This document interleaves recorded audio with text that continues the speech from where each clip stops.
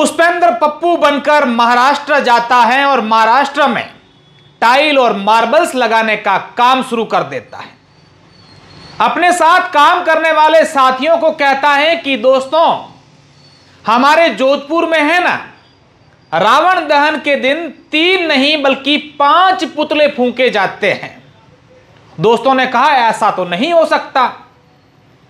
तो पुष्पेंद्र जो पप्पू बनकर वहां रहता था, उसने कहा कि इस बार मैं जब जोधपुर जाऊंगा तो आपको वीडियो बनाकर भेजूंगा कि आप देखना, हमारे जोधपुर में 3 नहीं बल्कि 5 पुतले जलाए जाते हैं दशहरे के दिन।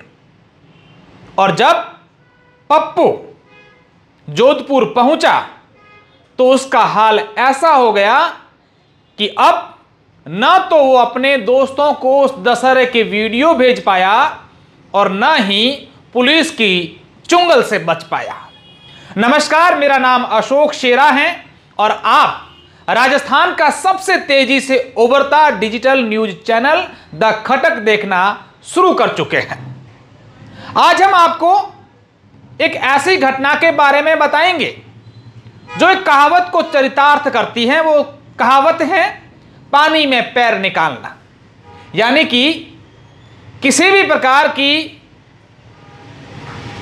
कोई व्यक्ति होशियारी कर लें, लेकिन अगर उनकी जो गलती है या उसे पकड़ने की कोशिश मन से और दिल से की जाए तो वो पकड़ में आ ही जाता है। यानी कि पानी में भी अगर वो चलता है और उसके लिए मेहनत की जाए तो पानी में भी पैर निकाले जा सकते हैं।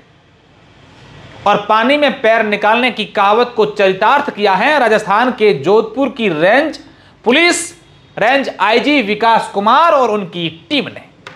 अब मैं पहले आपको कहानी सुनाऊंगा और उसके बाद जब दशहरे की हो ही गई है, 5 पुतलों की हो ही गई है, तो वो कहानी भी सुनाऊंगा कि जोधपुर में आखिर 5 पुतले क्यों जलाए जाते हैं। लेकिन उससे पहले कहानी इस पुष्पेंद्र की सुनिए जो पप्पू बनकर के महाराष्ट्र में टाइल्स और मार्बल लगाने का काम करता था।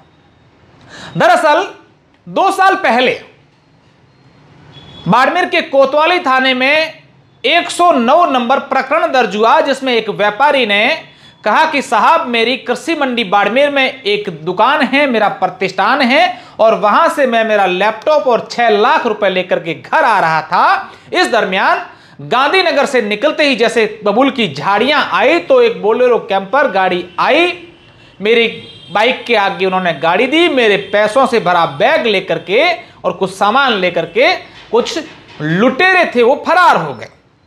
इस मामले में पुलिस ने कार्रवाई की, लेकिन एक आरोपी पुलिस की पकड़ में नहीं आया। खूब कोशिश की और आखिरकार पुलिस ने उस पर 25,000 रुपए का इनाम घोषित कर दिया। अब एक जिले की बात होती तो ठीक, लेकिन जो नया नवेला पड़ोसी जिला बालोतरा बना है, उस जिले में भी उस व्यक्ति ने एक ऐसी घटना को अंजाम दिया था।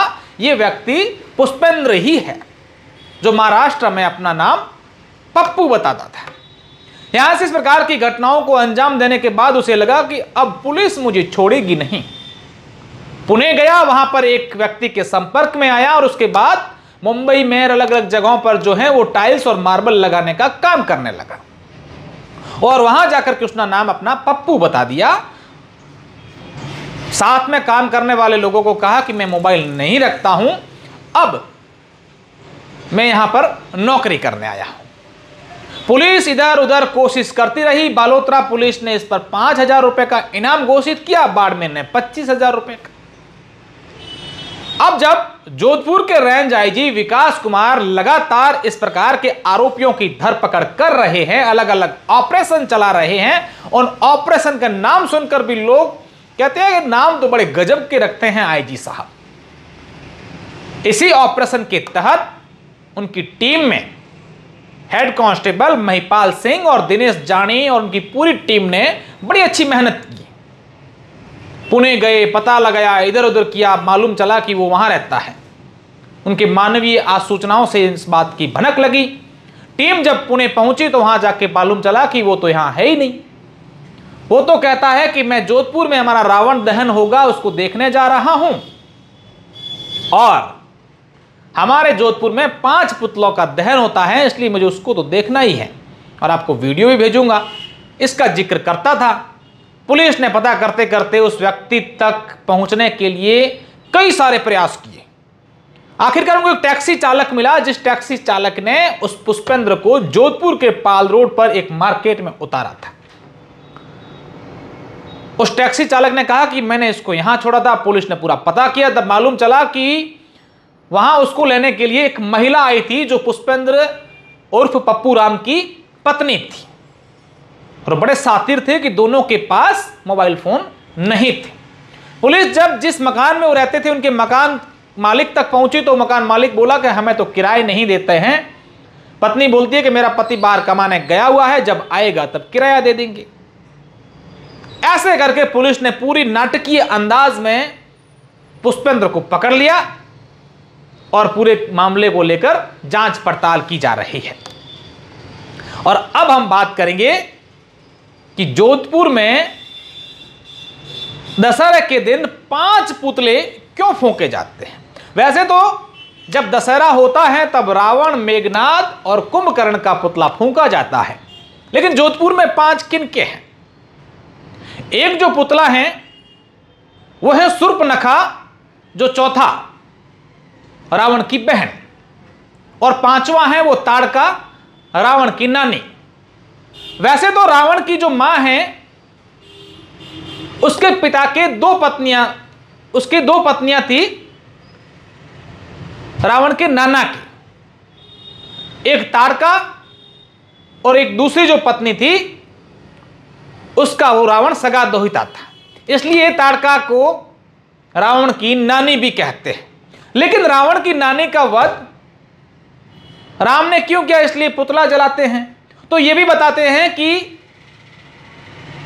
ऋषि विश्वामित्र जो थे वो जब यज्ञ करते थे पहाड़ों में तो ये ताड़का उन्हें परेशान करती थी। तब ऋषि जी ने कहा कि राम भगवान श्री राम से कि हे राम, ये हमें बड़ी परेशान करती है, ये असुरा नारी, इसका वध किया जाए। तब राम ने इसका वध किया था। और ऐसे में इसलिए जोधपुर में 5 जो हैं वो पुतले दहन किए जाते हैं दशहरा के दिन, क्योंकि रावण का ससुराल जोधपुर में है। अब इसकी भी अगली कहानी होगी, हम आपको बताएंगे। ये वीडियो अगर आपको पसंद आया है, ये जानकारी आपको अच्छी लगी है, तो लगे हाथ हमारे चैनल को सब्सक्राइब कर दीजिए अगर आप YouTube पर देख रहे हैं, और अगर Facebook और ट्विटर या इंस्टाग्राम पर देख रहे हैं तो फॉलो कर दीजिए। ऐसी तमाम जानकारियां हम आपको देते रहेंगे, हमारे साथ आप जुड़े रहिएगा। धन्यवाद।